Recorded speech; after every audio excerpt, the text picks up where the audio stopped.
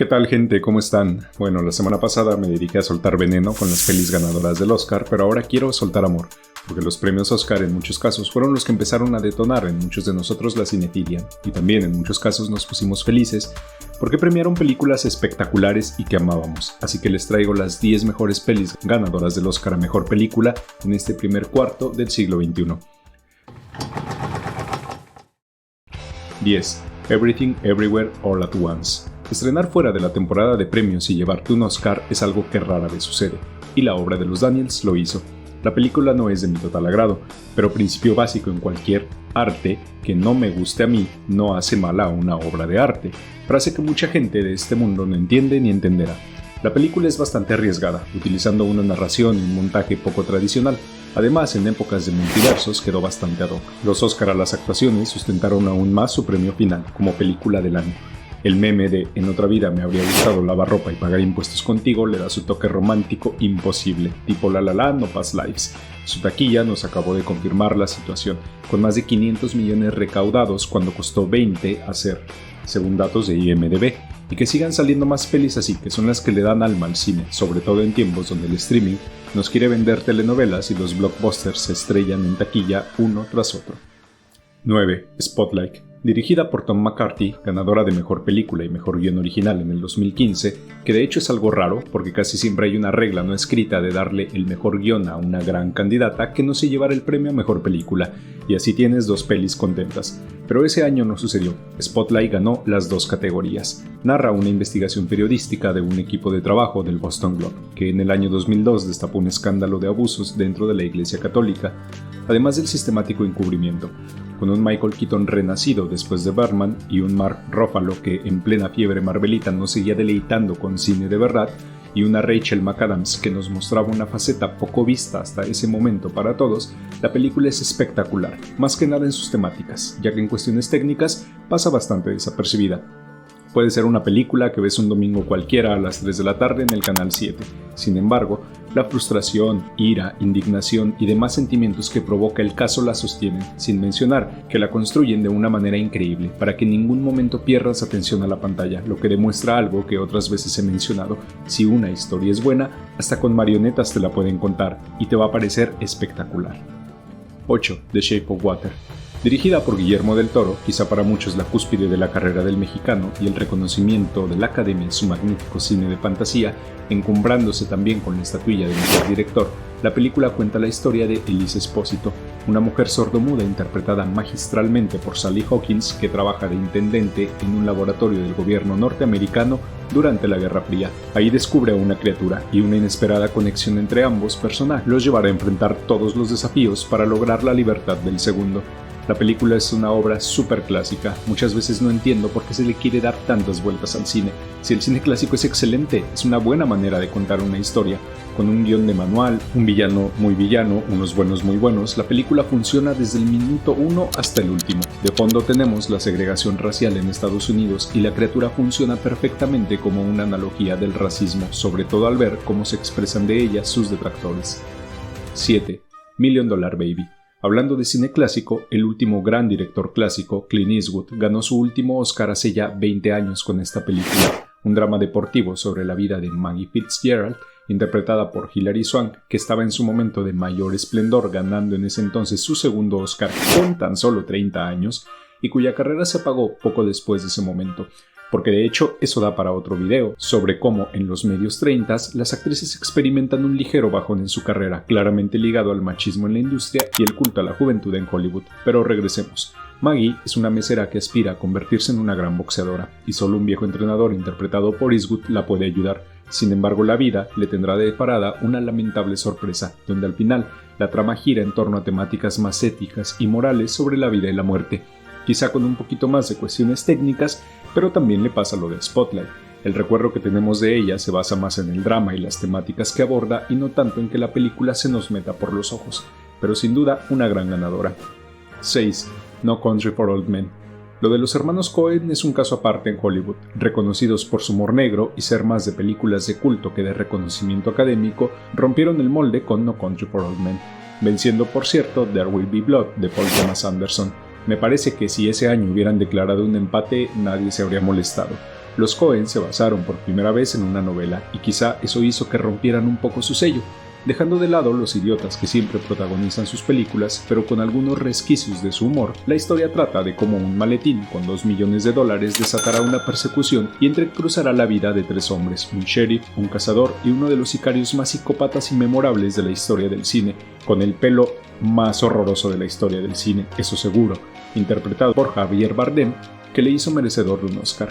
Todos estos elementos nos traen un neo-western donde reflexionamos sobre la fatalidad, el destino, la violencia y la ambición, además de ganar también la mejor fotografía con unos paisajes que de solo recordarlos me dan ganas de volver a ver la película, aunque eso sí, que Bardem ganara un Oscar antes que Brad Pitt o Leonardo DiCaprio me parece un poquito algo para reclamar a la Academia. 5. Oppenheimer. Una película de 3 horas con la mitad de su duración proyectada en blanco y negro, con larguísimos monólogos científicos y políticos, nunca habría llegado a los casi $1.000 millones en recaudación de no ser por el Barbieheimer. Eso nos dijeron los expertos, aunque es claro que nunca podremos saber con exactitud. Lo que seguro no habría cambiado es que era la película del año 2023. Y eso, que una vez más, a mí no me gustó. Sobre todo su temática y su discurso gringo, donde el pobre hombre que inventó la arma nuclear sufre cuando las verdaderas víctimas, que son los japoneses, pasan a un segundo plano. Pero eso no le quita que sea una super película. El filme encumbró por fin a Nolan como mejor director, a Cillian Murphy como mejor actor, y por fin le dio su Oscar a Robert Downey Jr., aunque si me apuran mucho, estuvo mejor en Chaplin del 92. La historia es simple, vemos la vida de un científico, Robert Oppenheimer, liderando el proyecto Manhattan, los dilemas morales que plantea él mismo y su posterior caída y persecución política. La película redondeó en marzo del 24 lo que ya había hecho en taquilla el verano anterior, algo que por ejemplo Barbie no pudo hacer, pero en la historia quedarán como el dúo dinámico que salvó al cine, o al menos a los blockbusters, o al menos por ahora. Birdman. Aún recuerdo esa increíble sensación. Un martes de octubre por la noche del 2014, como si me hubiese bajado de una montaña rusa, incrédulo de lo que había visto.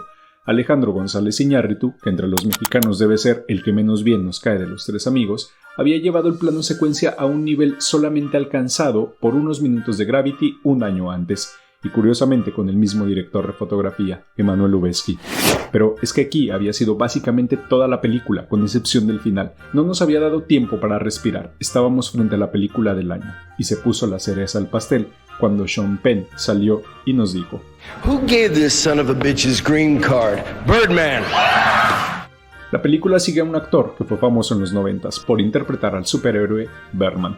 En un intento de revivir su carrera, protagoniza una obra de Broadway, con problemas psicológicos, familiares y una terrible crítica que trabaja para un periódico, se convertirán en sus piedras del zapato. Cuenta el director mexicano que cuando le presentó la idea a Keaton, pensó que incluso se estaba burlando de él, porque básicamente no había nadie más para interpretar ese personaje, que curiosamente le revivió la carrera. Pero no solo eso, sino que en la misma charla, en la Escuela Nacional de Artes Cinematográficas de la UNAM, mencionó que en Hollywood nadie se aprende diálogos y él le pidió a Keaton aprendérselos todos para poder filmar el plano secuencia. Y aún así Keaton llegó a la primera filmación sin haberse aprendido los diálogos. Pero hablemos del plano secuencia, que si bien con las ventajas de la tecnología es obvio que no fue filmada en uno solo, porque son 2 horas, sí da la impresión de estarlo, y no es menos increíble el trabajo. La película además le dio a Lubezki su segundo Oscar, a Iñárritu el primero como director, también como guionista, y además nominaciones para Stone, Norton y el ya mencionado Keaton. 3. Parásitos. La primera película de no habla inglesa en ganar un Oscar, y además la tercera en hacer el doblete Oscar Palma de Oro, probablemente los 2 premios cinematográficos más deseados que hay. Las otras 2 fueron The Lost Weekend del 45 y Marty del 55. De no ser por los peliculones que tiene delante, sería la mejor ganadora del siglo XXI. Pero no adelantemos. Sociólogo de formación, por consecuencia entendemos la feroz crítica a la desigualdad, Bong Joon-ho nos regaló este increíble thriller, con un toque de comedia negra que bofeteaba justo en la cara a los defensores del mal llamado progreso capitalista, y nos planteaba una pregunta: si así de horrible se veía la desigualdad en un país que oscila entre el lugar 50 y 60 del ranking de desigualdades, imagina cómo será en uno como México, que constantemente aparece en el top 10. Es más, no lo imaginen. En el año 2023 la periodista Viri Ríos encontró un dato: si el 1% más rico de México se fuera a vivir a una isla, aún así serían el país más desigual del mundo entre ellos. Ya no hablemos de cómo se ve la desigualdad con el otro 99%. Además hay que añadirle, por cierto, casualidades de la vida, no vayan a pensar que hay una relación entre una cosa y otra. Los países con más desigualdad tienden a tener más inseguridad y más criminalidad. Pero bueno, dejando de lado realidades sociales, la película se te mete por los ojos, y por el cerebro también. Desde los planos perfectamente cuidados, incluido un plano secuencia en la escalera, una estética increíble, una puesta en escena minuciosa, un montaje que te quita la respiración, por ejemplo en la escena donde recogen las cosas, porque los dueños están a punto de llegar, pero sobre todo se te mete por el cerebro, porque te plantea preguntas. ¿Por qué los desfavorecidos pelean y se matan entre ellos para obtener las migajas que les dan los que están arriba? ¿Por qué en la familia que lo tiene todo solo trabaja una persona y en la que no tiene nada todos están trabajando? ¿Quiénes son realmente los parásitos de esta sociedad? 2. Gladiador. Abrimos el siglo XXI de manera espectacular. ¿Qué más se puede decir de una película que hizo renacer el peplum, que es el cine que abarca el espacio greco-romano? La película es tan increíble que Russell Crowe ganó el Oscar a Mejor Actor por esta y no por Una mente brillante, donde claramente estuvo mejor. Pero es que ya montados en el carro de Gladiador, nos dejamos ir como en tobogán. Seguro eso pensó la Academia. La historia la sabemos, cuenta la desgracia de Máximo, general de Marco Aurelio, cuya familia es asesinada y él, salvado por una astucia propia de un general de su nivel, luego de que el emperador lo había elegido como sucesor para que Roma transicionara de vuelta a una república. Una vez salvó su vida y lloró a su familia, es convertido en esclavo y puesto a luchar como gladiador, ganándose el corazón del pueblo romano y buscando su venganza en el camino. La película es increíble en todos los aspectos, desde una dirección clásica que nos recuerda a Ben-Hur. Scott renació después de Alien y Blade Runner. La música nos pone los pelos de punta al grado, fue cantada por Andrea Bocelli, previo a la final de la Champions del 2009, cuya final se jugó en Roma. La película completó con los Oscar de vestuarios, efectos especiales y sonido, un peliculón que a 25 años sigue siendo una de esas pelis que todo el mundo ha visto. 1. El Señor de los Anillos, El Retorno del Rey. Es que no solo es la mejor película del siglo XXI, podría ser sin problema la mejor película de la historia. Dirigida por Peter Jackson y cerrando magistralmente la trilogía, El Retorno del Rey se convirtió en la tercera película en ganar 11 Oscar. Además se convirtió en la primera en ganar todas las categorías en las que estuvo nominada, unos premios que quizá no solo reconocían esta tercera adaptación de la trilogía literaria de Tolkien, sino también iban incluidas sus predecesoras, La Comunidad del Anillo y El Retorno del Rey, ya que fueron filmadas las tres al mismo tiempo en una tarea titánica, comenzada a finales del 99 y terminada a inicios del año 2000. Con más de 12 horas de metraje en sus versiones extendidas, cuentan la historia de los Anillos de Poder, forjados por Sauron, regalados a distintos pueblos de la Tierra Media, y el Anillo de Poder único, capaz de vencerlos a todos, y que además lo mantenía con vida. Solo se acabaría su reinado de terror cuando éste fuese destruido, en el Monte del Destino. Con una banda sonora que bien podría ser la más épica de la historia, unas batallas increíbles, una constelación de estrellas de la época en el elenco, una fotografía magnífica, los efectos visuales deslumbrantes, usando, por cierto, muchos efectos artesanales, un CGI bastante bueno para sus tiempos, los decorados, los vestuarios, en fin, todo. Absolutamente todo danza al compás de la mejor película de la historia, esa que pediré ver antes de morir, y no solo porque me daría más horas de vida, sino porque me iría de este mundo diciendo gracias a Dios por haberme permitido este éxtasis artístico. Después de eso, no sé si los votos de mi boda se verán humillados el día que llegue, pero bueno, espero que te haya gustado el listado. Igual déjame saber si te habrías metido otra peli o habrías cambiado el orden de las mismas. Nos vemos la siguiente semana.